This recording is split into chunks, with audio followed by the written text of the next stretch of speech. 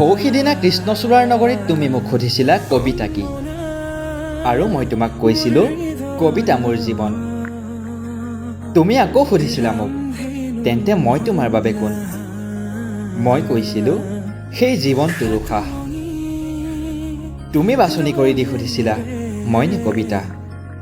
মই কৈছিলোঁ উশাহ অবিহনে জানো জীৱনটো জীয়াব পাৰিম? তুমি আকৌ সুধিছিলা প্ৰতিটো কথাই কবিতা আকাৰে কোৱাটো প্ৰয়োজনীয় নেকি? এটা মিচিকীয়া হাঁহি মাৰি মই তোমাক কৈছিলোঁ তোমাৰ প্ৰতিটো প্ৰশ্নৰ উত্তৰেই মোৰ কবিতাৰ উৎস।